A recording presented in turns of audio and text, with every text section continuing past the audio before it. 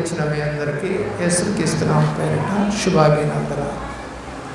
ఆది కాండంలో 28వ అధ్యాయంలో దేవుని యొక్క ప్రేమలో ప్రియులారా, ఆది కాండము 28వ అధ్యాయము 19వ వచనం.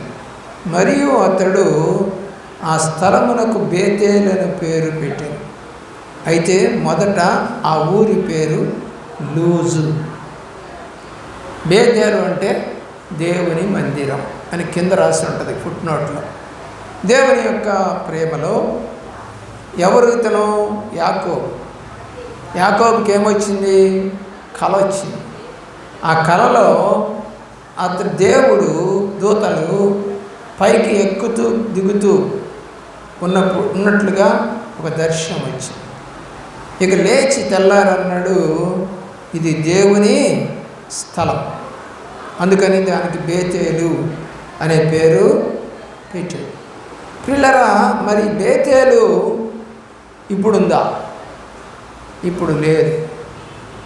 దాన్ని ఇప్పుడు బైటెన్ అని చెప్పేసి పేరుతో చెప్తున్నారు.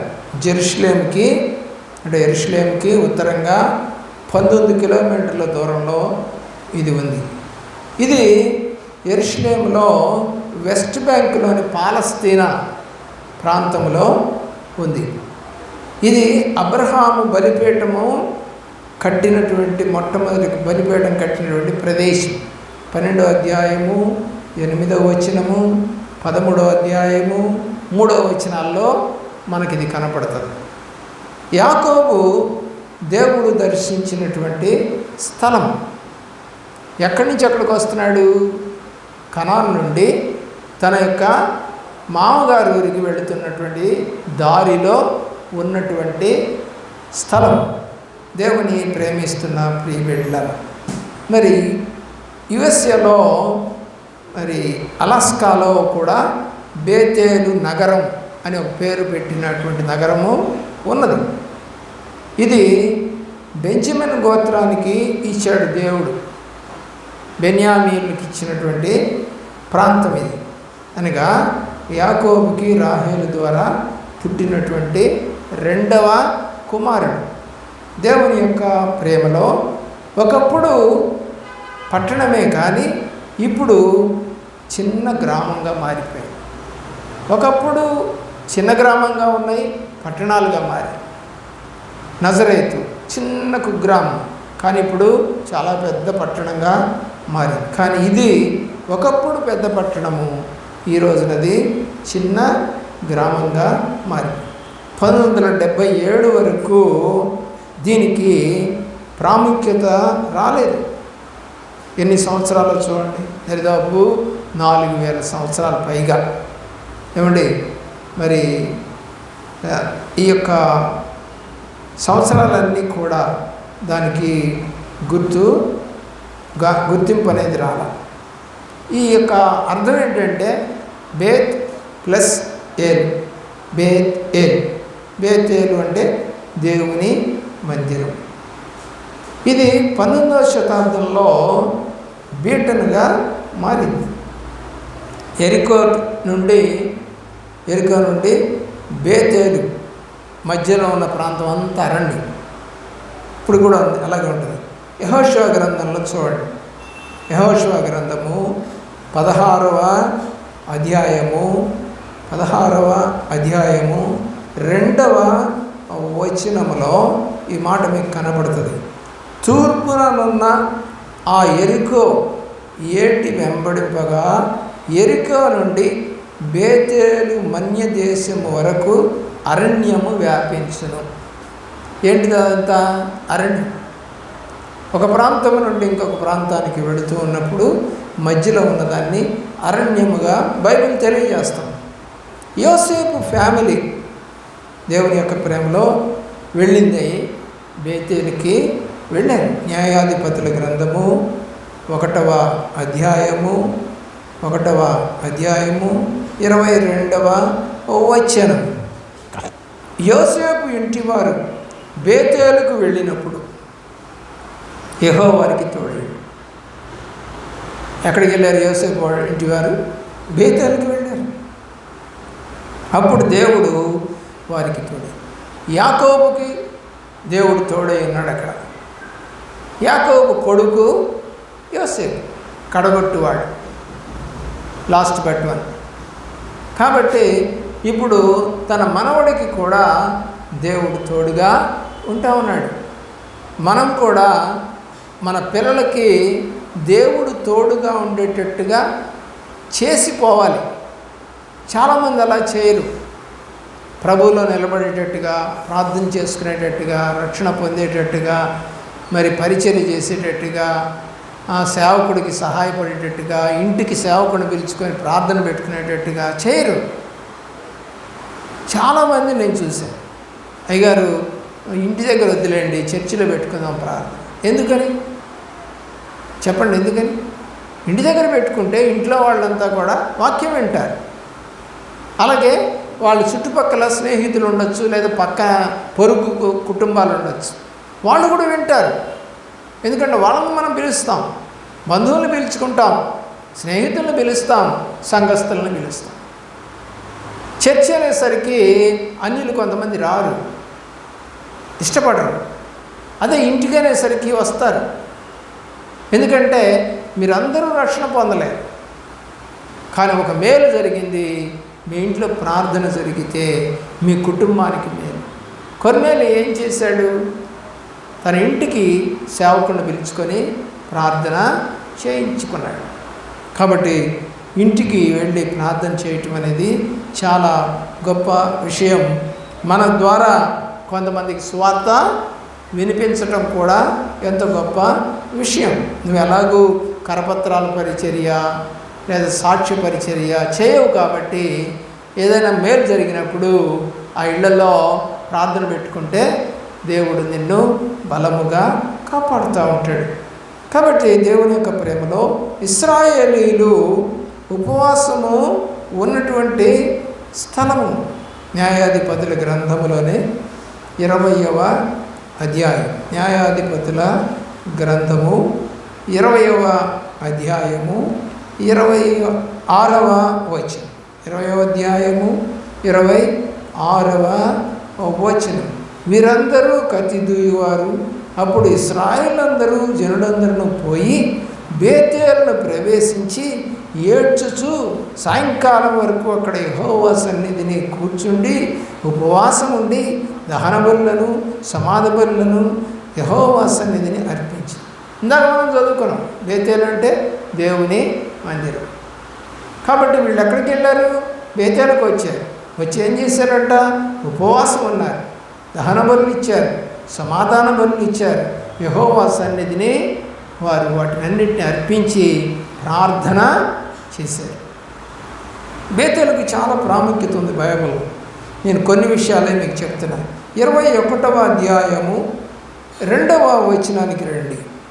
21:2 ప్రజలు బేతేలునకు వచ్చి దేవుడి సన్నిధిని సాయంకాలం వరకు కూర్చుని.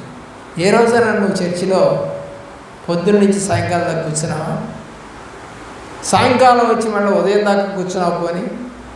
కానీ వాళ్ళు ఏం చేశారంటే అండి, బేతేలుకు వచ్చి దేవుని సన్నిధిని సాయంకాలం వరకు కూర్చుండి, యెహోవా ఇశ్రాయేలు దేవా, నేడు ఇశ్రాయేలులో ఒక గోత్రం లేకపోయినో ఇది ఇశ్రాయేలుకు సంభవింపనేలా అని బహుగా ఏడ్చి. మీ ఇంట్లో వాళ్ళకి అనారోగ్యం ఉండొచ్చు, బలహీనతలు ఉండొచ్చు, ఏమండి ఉద్యోగాలు రాకపోవచ్చు, చదువు రాకపోవచ్చు, ఏమండి ఇలాంటివన్నిటికీ పరిష్కారం ఏంటంటే ప్రార్థన. వీటన్నిటి గురించి ప్రార్థన చేసుకోవాలి. ఎక్కడ? మందిరంలో. మరి అన్న పిల్లలు లేకపోతే డాక్టర్ల దగ్గరికి వెళ్ళలేదు. ఎక్కడికి వెళ్ళింది? మందిరానికి వెళ్ళింది. మందిరంలో కూర్చొని ప్రార్థన చేసుకుంది. హిజ్కియాకి కష్టం వచ్చింది. ప్రియులారా, యుద్ధానికి కాలు దూవుతున్నాడు. ఆ సందర్భంలో ఏం చేయాలో అర్థం కాక వాడు పంపిన ఉత్తరాన్ని తీసుకొని దేవుడి సన్నిధికి వెళ్ళి ప్రార్థన చేశాడు. యెహోషువ యుద్ధం వచ్చింది, అందరినీ ఏమన్నాడంటే కత్తులు తయారు చేసుకోండి, గుర్రాలు రెడీ చేయండి, అల్లా ప్రార్థన చేయండి, ఉపవాస ప్రార్థన. దేవుడి సన్నిధిలో మనం కనిపెట్టడం అనేది బైబిల్లో చాలా సందర్భాలు మనకు కనపడతాయి. 21వ అధ్యాయంలోనే 7వ వచనం కూడా చూడండి. 7వ వచనం లేదా 9వ వచనం చూడండి. 7 కానీ లేక 9వ వచనానికి వద్దామండి. 9లో సమాజములకు చేరిన యాబేష్టిలాదు నుండి సేనలోనికి ఎవడనూ రాలేదని తేలి జనసంఖ్య చేసినప్పుడు యాబేష్గిలాదు నివాసంలో ఒకడును అక్కడ లేడు. 7వ వచనం మిగిలి ఉన్న వారికి భార్యలు దొరికినట్లు మనము మన కుమార్తెలను వారికి పెళ్లి చేయమని యెహోవా తోడని ప్రమాణము చేస్తుంది కదా, వారి విషయంలో ఏం చేయగలము అని చెప్పి. ఎక్కడిది? ఇదంతా బేతేల్లో, అంతా కూడా బేతేల్లో జరిగింది. అలాగే 1 సమూయేలు 7వ అధ్యాయము 16వ వచనం. 16వ వచనం ఏటేటా అతడు బేతేలునకు గిల్గాలునకు మిస్పాకును ఏమంటే తిరుగుచు ఆ స్థలముల యందు ఇశ్రాయేలుకు న్యాయము తీర్చుచూ వచ్చాను. ఎవరు? సమూయేలు. ఏటేటా ప్రతి సంవత్సరం బేతేలుకు గిల్గాలునకు వెళ్తాడు, మిస్పాకును 3 ప్రాంతాలు తిరుగుతాడు. ఎందుకని? అక్కడ వాళ్ళని బలపరచడానికి, మరి దేవునికి బలులు అర్పిస్తాడు. అక్కడ దేవుని యొక్క ప్రేమలో 13వ అధ్యాయము దేవుని యొక్క ప్రేమలో 2వ వచనానికి రండి. 2వ వచనం ఇశ్రాయేలులో 3,000 మంది ఏర్పరచుకొనెను. వీరిలో 2,000 మంది మిక్మష్లోను బేతేలు కొండలోను సౌలు నొద్దు నుండి. బేతేలు కొండల్లో ఈ జనులు సైనికులు ఉన్నారు. బైబిల్ సెలవిస్తూ ఉంది. ప్రియులారా, 1 రాజుల గ్రంథం 12వ అధ్యాయము 29వ వచనం. ఈ బేతేలు దగ్గర ఏం జరిగిందంటే విగ్రహాలని విడిచిపెట్టారు. చూడండి, 1 రాజుల గ్రంథం 12వ అధ్యాయం 29వ వచనం. ఇశ్రాయేలు వారలారా, ఐగుప్తు దేశములో నుండి మిమ్మల్ని రప్పించిన మీ దేవుడు ఇవే అని చెప్పి ఒకటి బేతేలునందు ఒకటి దానునందును ఉంచాడు. తప్పుడు మార్గంలో ప్రయాణం చేయించాడు. దేవుని యొక్క ప్రేమలో యెరోబాము మరి తప్పుడు ప్రయాణం చేయించి 2 దూడలు చేసి ఒకటి బేతేల్లో పెట్టాడు. బేతేలు అంటే ఏమని చెప్పాం? దేవుని మందిరం. దేవుని మందిరం ఉన్న స్థలంలో విగ్రహాన్ని పెట్టాడు, బొమ్మను పెట్టాడు.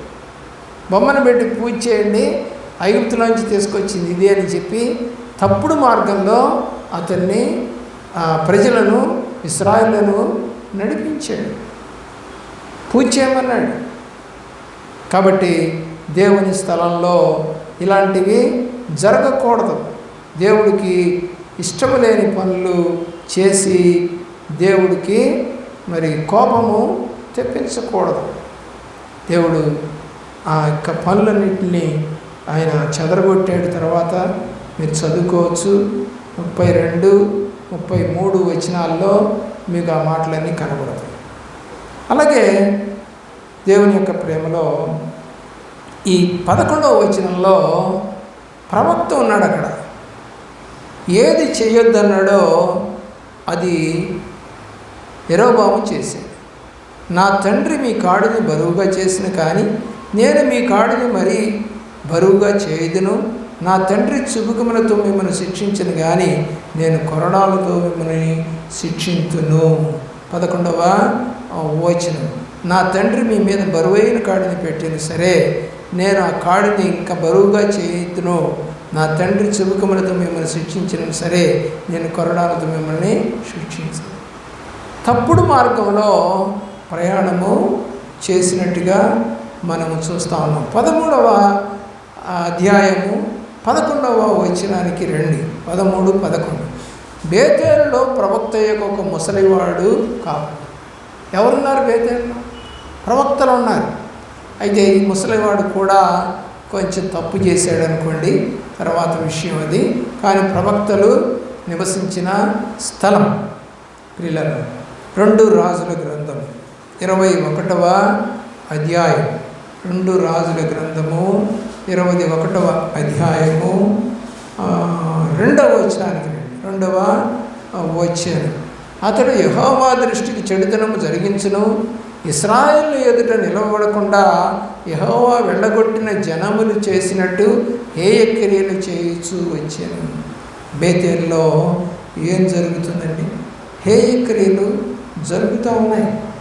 హేయక్రియలు జరగకూడదు. దేవుడు ఏలియాని అక్కడికి పంపించాడు. చూడండి 2వ వచనానికి రండి. 21వ అధ్యాయము 2వ వచనంలో అక్కడికి మనష్షే వెళ్తున్నటువంటి సందర్భంలో ఇక్కడికి ఆ యొక్క ప్రవక్త వచ్చినట్టుగా మనకి కనపడుతుంది. ఏలియా అని వెళ్ళమని చెప్పాడు దేవుడు, వెళ్ళమన్నాడు దేవుడు. 2వ అధ్యాయము 2వ వచనానికి రండి. 2వ అధ్యాయము 3వ వచనం.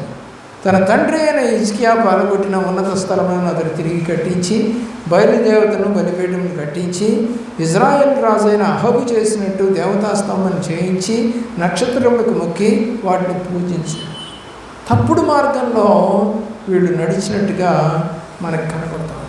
కాబట్టి మనము అలాగా ఉండకూడదు. మనం 2వ అధ్యాయంకి రండి. 2 రాజుల గ్రంథంలోనే 2వ అధ్యాయము 3వ వచనానికి వెళదాం. బేతేల్లో ఉన్న ప్రవక్తల శిష్యులు ఎలీషా యొద్దకు వచ్చి, నేడు యెహోవా నీ యొద్ద నుండి మీ గురువును పరమునకు తీసుకొని పోవునని మీరు ఎరుగుదువా అని ఎలీషాను అడుగగా, అతడు నేను ఎరుగుదునని మీరు ఊరకుండుడెను. బేతేలులో ఉన్న ప్రవక్తలు ఉన్నారని ఇందాక నేను చెప్పాను. నేను ప్రవక్తలు చాలామంది ఉన్నారు అక్కడ. ఎందుకంటే దేవుని మందిరం కాబట్టి. మరి గుడి ఉంటే పూజారి ఉంటాడు, చర్చ్ ఉంటే సేవకుడు ఉంటాడు. అలాగే మనం చూసినట్లయితే దేవుని యొక్క ఎలీషాని ఎక్కిరించారు. అక్కడ బేతేలులో ఎక్కిరించారు. 23వ వచనంలో చూడండి మీరు, పిల్లలు అక్కడి నుండి అతడు బేతేలునకు ఎక్కి వెళ్ళాను. అతడు త్రోవను పోవచ్చుండగా బాలురు పట్టణంలో నుండి వచ్చి బోడివాడ ఎక్కిరమ్మని అతను అపహాస్యం చేసి, దేవుని మందిరము స్థలంలో సేవకుణ్ణి ఎగతాళి చేశారు. ఆ తర్వాత ఏం జరిగిందో మీరందరికీ తెలుసు. మనకు కనపడుతున్నప్పుడు ఎక్కడి నుంచి వచ్చిందండి? ఆ అడవిలో నుండి 2 ఎలుగుబంట్లు వచ్చి 42 మంది పిల్లలను చంపేసి, సేవకుడితోటి చెలగాటలు ఆడకూడదు, ప్రవక్తతోటి ఇష్టం వచ్చినట్టుగా మాట్లాడకూడదు. 2 రాజుల గ్రంథము 10:29వ వచనం. 2 రాజుల గ్రంథము 10వ అధ్యాయము 29వ వచనం. అయితే ఇశ్రాయేలు వారు పాపం చేయుటకు నేబాతు కుమారుడైన యెరోబాము కారకుడై, యెహూ కూడా అందు కారకుడై, బేతేలు దాను స్థలముల యందున్న బంగారు దోడ్లను అనుసరించడం మానే తప్పు చేశారు. చాలామంది సంఘానికి వస్తూ కూడా మరి అన్ని దేవతలను పూజ చేసేవాళ్ళు, దండాలు పెట్టేవాళ్ళు, బొట్లు పెట్టేవాళ్ళు, మొక్కుకునేవాళ్ళు ఉంటారు. దేవుని కోపం అది వస్తుందేమో, దేవుడి సన్నిధికి చేస్తుందేమో తప్పుడు పని. కాబట్టి ఆశీర్వదించబడం. ఏమంటే చదవకుండా కాపీలు కొట్టడానికి కాపీలు రాసుకెళ్తే ఎలాగా? పట్టుకుంటే డీబార్ చేస్తారు. కాబట్టి దేవుడికి తెలీదా నువ్వు ఎక్కడుంటున్నావు? 17వ అధ్యాయంలో 28వ వచనానికి రండి. 28వ వచనం. కాగా షోమ్రోనులో నుండి వారు పట్టుకుని వచ్చిన యాజకులలో ఒకడు వచ్చి బేతేలు ఊరిలో కాపురం ఉండి, యాజకుడు ఒక పట్టుకొచ్చారు. వాడు ఎక్కడున్నాడు ఇప్పుడు? బేతేలులో కాపురం ఉండి యెహోవా యందు భయభక్తులుగా ఉండదగిన మర్యాదను వారికి బోధించి, దేవుడి పట్ల ఎట్లా ఉండాలో చెప్పాడంటే ఈ ప్రవక్త. మనం ఎలాగున్నాం? 23 అధ్యాయము 4వ వచనం. బేతేలుకి బూడిదను పంపించారు. కారణం వేరు, సందర్భం వేరుంది. అక్కడ ఒక వ్యక్తిని చంపేశారు. చంపేసిన తర్వాత అప్పుడు ఆ వ్యక్తిని సంబంధించిన బూడిదను పంపించిన సందర్భము 14వ వచనంలో మీకు కనపడుతూ ఉంది. 14వ వచనంలో మీకు కనపడుతుంది. ఏమని? ఆ ప్రతిమలను తునకలుగా కొట్టించి ఆషేరాదేవి ప్రతిమను పడగొట్టించి వాటి స్థానములను నరశల్యములతో నింపెను. బేతేలులో ఉన్న బలిపీఠమును ఉన్నత స్థలమును అనగా ఇశ్రాయేలు వారు పాపము చేయుటకు కారకుడైన నేబాతు కుమారుడకు యెరోబోము కట్టించిన ఆ ఉన్నత స్థలమును బలిపీఠమును అతను పడగొట్టించి ఆ ఉన్నత స్థలమును కాల్చి పొడుమొగినట్లుగా త్రొక్కించి ఆషేరాదేవి ప్రతిమను కాల్చివేసి బొమ్మల్ని తీసేసాడు. దేవుని మందిరంలో బొమ్మలు ఉండకూడదు. నేను అదే చెప్తాను. కొంతమంది కొన్ని చర్చిలకు వెళ్తారు, అక్కడ యేసయ్య బొమ్మను పెడతారు, మరియమ్మ బొమ్మను పెడతారు. తప్పు కదా. బొమ్మలు పెట్టకూడదని బైబిల్ చెప్పాడు. నిర్గమాకాండం 20వ అధ్యాయంలో నేను తప్ప వేరొక దేవుడు లేడు. నేను తప్ప అంటే యేసయ్యని ఎవరన్నా చూసారా? చూడలేదు కదా. కాబట్టి వాక్యమే దేవుడు. వాక్యాలు రాసుకో మందిరంలో, ఆ వాక్యంలోని దేవుడిని చూడు. ప్రతిమలకి ముద్దు పెట్టాలు, దండం పెట్టాలు, సామన కడ్డీలు వెలిగించాలు, కొవ్వొత్తులు వెలిగించాలు చేయలేకూడదు. అది హిందువుల పద్ధతి, మంది కాదు. ఆత్మతో సత్యంతో ఆరాధించమని యోహాను రాసిన సువార్త 4వ అధ్యాయము 24వ వచనంలో వ్రాయబడింది. కాబట్టి దేవుని ప్రేమించండి. 23వ అధ్యాయము 15వ వచనం చదవండి. 15వ వచనంలో బేతేలులో ఉన్న బలిపీఠము ఉన్నత స్థలము పాపము చేయుటకు కారకుడైన నేబాతు కుమారుడు. పాపం చేయటానికి ఒక వ్యక్తి కారకుడు అవుతా ఉన్నాడు. నువ్వు అవ్వకూడదు. నీ ఇంట్లో నువ్వు పాపం చేయకూడదు, చేయటానికి ఇష్టపడకూడదు. కాబట్టి మరి 17వ వచనం కూడా చూడండి. 17వ వచనం సమాధి ఎవరిదని అడిగినప్పుడు పట్నపు వారని యూదా దేశం నుండి వచ్చి నీవు బేతేలులోని బలిపీఠములకు చేసిన క్రియలను ముందుగా తెలిపిన దైవజనుని సమాధి అని చెప్పి యెరోబోము చేసిన పాపాన్ని లేదా అతను చేయబోతున్న పాపాన్ని ఖండించినటువంటి ఒక ప్రవక్త చనిపోయాడు. చనిపోవడానికి కారణం కూడా వేరు. ఉద్దేశం ఏంటంటే దేవుడు నిలబడద్దు, తినొద్దు, ఆగొద్దు అని చెప్పాడు. 3 పనులు చెప్పాడు. ఆగాడు, తిన్నాడు, దేవుడికి మహిమ రాకుండా జరిగింది. అందుకు దేవుడు కోపం వచ్చి సింహాన్ని పంపించి చంపించాడు. ప్రియుల ఆలోచన చేయవలసిందిగా కోరుతా ఉన్నాం. కాబట్టి మరి బోధించిన వాని సమాధి అక్కడ ఉంది అని 28వ వచనంలో కూడా మీకు ఇదంతా చదువుకుపోతే మీకు అర్థమవుతుంది. ఏషియా చేసిన ఇతర కార్యములను గురించి మరి ఇతడు చేసిన దాన్ని అంతటి గురించి యూదారాజుల వృత్తాంతర గ్రంథంలో కనపడతాను. కాబట్టి యెహోవాయే నేనే ఇశ్రాయేలు వారిని వెళ్ళగొట్టినట్టు యూదా వారిని నా సముఖమునందు దూరముగా చేసి నేను కోరుకున్న యెరూషలేము పట్టణమును నా నామమును అచ్చట ఉంచుదునని నేను చెప్పి ఉన్న మందిరమునకు నేను విసర్జించుదనని అనుకుని ఉండేది. దేవుడు మందిరంలోంచి ఎందుకు వెళ్ళిపోతాడు? ఎందుకుంటాడు దేవుడు? తప్పుడు పనులు చేసినప్పుడు దేవుని మందిరంలో ఉంటాడు. 23వ అధ్యాయం 19వ వచనంలో ఏషియా మరి క్లీన్ చేశాడు. అక్కడ 23వ అధ్యాయము 19వ వచనంలో ఏం జరిగిందో చూడండి. ఇశ్రాయేలు రాజులు షోమ్రోను పట్టణంలో ఏ స్థలములలో మందిరములను కట్టించి యెహోవాకు కోపం పుట్టించులో ఆ మందిరములన్నిటినీ ఏషియా తీసివేసి తాను బేతేలులో చేసిన క్రియలన్నిటి ప్రకారము వాటిని చేసిన. కాబట్టి తప్పుడు పనులన్నింటినీ ఏం చేశారండి? క్లీన్ చేశారు. మనం కూడా బైబిల్ ప్రకారం యేసయ్యను నమ్మిన వాళ్ళం పాపమును ఒప్పుకుంటూ హృదయాన్ని క్లీన్ చేసుకొని రక్షణ పొందాలి, బలారాధన తీసుకోవాలి, ఆయనలో ఎదిగి ఫలించాలి. ఆమోసు గ్రంథము 3:14, 5:5, 5:6, 7:10 ఈ విషయాల్లో మరి బలిపీఠాలు కట్టారు. మరి దేవుడు చివరిలో 5:5లో బేతేలు ఏమైపోద్దంట? శూన్యమైపోద్ది.